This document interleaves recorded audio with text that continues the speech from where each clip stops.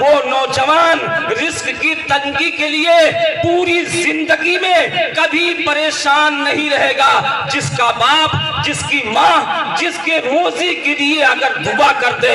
آج ابھی آپ نے سنا کہ لوگوں سے دعا کراتے پھرتے ہو، بالکل کراؤ، دعا کرانا چاہیے، بزرگوں سے دعا لینا چاہیے، ان کے فیض لینا چاہیے، علماء سے دعا کراؤ، بالکل دعا لینا چاہیے، لیکن ہم دعا کریں گارنٹی نہیں، یہ دعا کریں گارنٹی نہیں۔ اور سب سے بڑی بات میں یہ بتا دیتا ہوں کہ کعبے کے غلاف کو پکڑ کر اللہ کی بارگاہ میں دعا کرو کہ مولا میری رزق میں بڑھا دے، تو یہ اللہ کی مرضی ہے، چاہے تو قبول کرے اور چاہے تو رد کرے، یہ اس کی مرضی ہے۔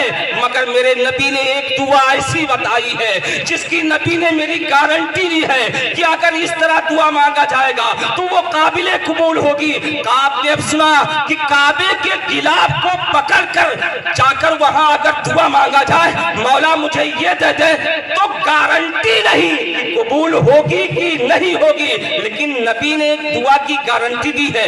وہ دعا ہم نہیں پڑھتے، وہ دعا ہم نہیں کراتے، وہ دعا ہم کبھی نہیں یاد کرتے، صرف روزی کے چکر میں لگے ہیں، تنگ دستی میں پھیل رہے ہیں، یہ لاتے ہیں تو وہ گھٹتا ہے، یہ کرتے ہیں تو وہ کرتا ہے، کہیں رسوا ہوتے ہیں، کہیں ذلیل ہوتے ہیں، کہیں خوار ہوتے ہیں۔ لیکن سنو، نبی نے گارنٹی دی ہے، نبی نے گارنٹی دی ہے کہ جس طرح مجھ محمد کی دعا امتی کے لیے قابل قبول ہے، اسی طرح اس کے باپ کی دعا، اس کی ماں کی دعا اس کے بچے کے لیے قابل قبول ہے۔ نعرہ تکبیر، نعرہ رسالت، عظمت مصطفیٰ، شان مصطفیٰ، فرمان مصطفیٰ، نعرہ تکبیر، نعرہ رسالت۔ واہ واہ واہ،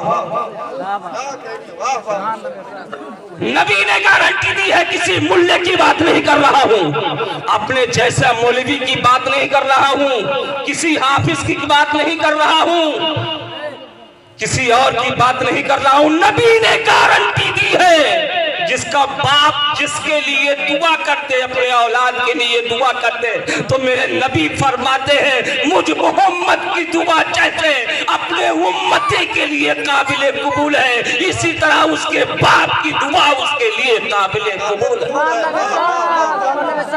حضرت موسیٰ علیہ السلام جنگل سے ایک اپنا راستہ طے کر رہے تھے۔ حضرت موسیٰ علیہ السلام ایک جگہ رک جاتے ہیں اور کہتے ہیں مولا میں رک گیا، مجھے سواری کا انتظام کر لیجئے، غور سے بس 2 منٹ میں اپنی گفتگو ختم کرتا ہوں۔ کہا مولا مجھے سواری کا انتظام کر دے۔ حضرت موسیٰ کلیم اللہ کے چہیتے نبی ہیں، کہا مولا انتظام کر دے۔ کہا موسیٰ میرے نبی تھوڑا اور آگے بڑھو۔ حضرت موسیٰ علیہ السلام اور آگے بڑھے، پھر آواز دیا مولا کوئی انتظام کر دے۔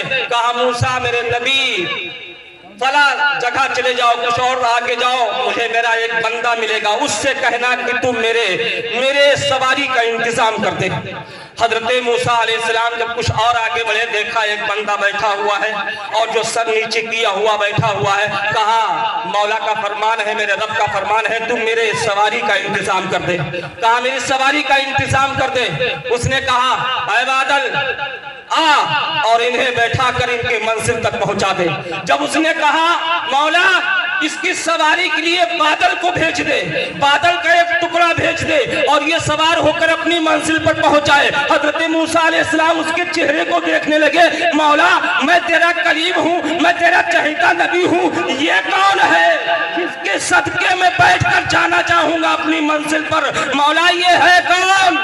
حضرت موسیٰ علیہ السلام سوچنے لگے اور اس بادل کے ٹکڑے پر جب بیٹھے اور اپنی منزل پر پہنچ گئے، حضرت موسیٰ علیہ سوچنے لگے مولا یہ عجیب بات ہے، یہ ہے کون؟ میں نبی ہوں، میں تیرا کلیم ہوں، میں تیرا چہیتا نبی ہوں، مولا یہ ہے کون؟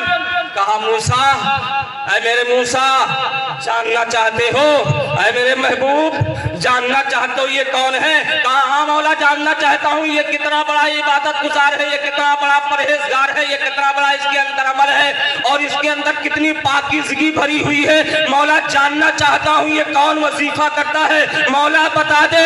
کہا جاننا چاہتے ہو یہ کوئی عمل والا نہیں ہے، اس کی کوئی پرہیزگاری نہیں ہے، جیسا کہ تم دیکھ رہے ہو ویسا ہے نہیں، اس کا کوئی عمل نہیں۔ تو کہا مولا اس نے کہا بادل بھیج دے تو تو نے بادل بھیج دیا، مولا پھر کیا حکمت ہے؟ کہا یہ تو اس کا کوئی عمل نہیں ہے، لیکن اس نے اپنے ماں باپ کی اتنی خدمت کی کہ مرتے مرتے اس کی ماں اس کو ایسی دعا دے گئی۔ کہا مولا اس نے جو اپنا فرض تھا میرے ساتھ نبھا دیا، میں تیری بارگاہ میں دعا کرتی ہوں کہ مولا اگر میرا بیٹا تیری بارگاہ میں ہاتھ اٹھا دے تو ہاتھ اٹھانے سے پہلے اس کی دعا کو قبول کر لینا۔